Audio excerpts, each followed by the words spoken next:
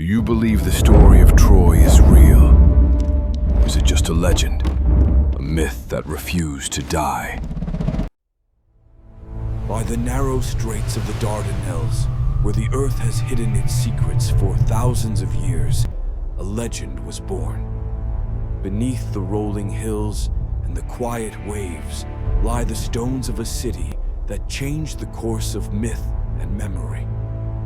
This is where Troy once stood, so the stories tell us, a place where history and legend blur into one.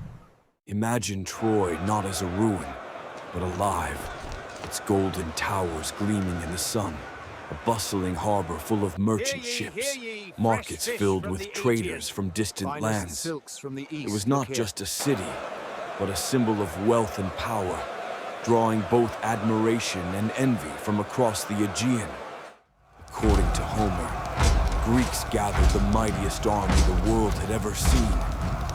For 10 long years, they waited outside Troy's high walls, their siege engines ready, their warriors restless. What really happened here?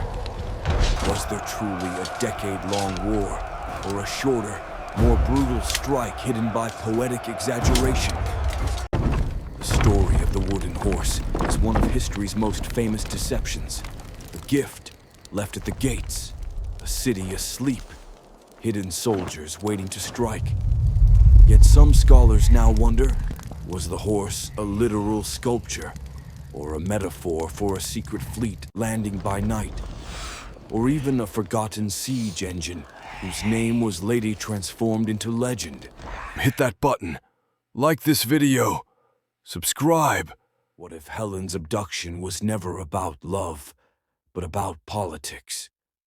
What if the war was sparked by control of trade routes, not the heart of a queen? Some even speculate Troy fell not to a horse, but to bribery, treachery, or an earthquake that shattered its mighty walls. The line between history and conspiracy here is as thin as a blade.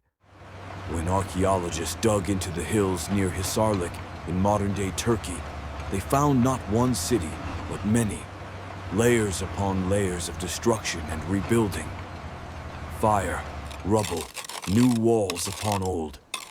Was Homer's Troy one of these cities, or an echo of several combined into a single myth? Perhaps the Trojan War was the first great propaganda story. Victors shaping memory, poets turning battle into legend. Some say Homer's epics were not simple histories, but living myths, blending divine will and human ambition. In his verses, gods walk among men. But was that divine power, or just the power of storytelling? In Homer's verses, the gods themselves descend into the fray. Athena guiding warriors, Zeus weighing the fates of men. But were these deities real beliefs, or allegories for unseen forces, politics, nature, destiny? In the Trojan story, even the heavens seem divided.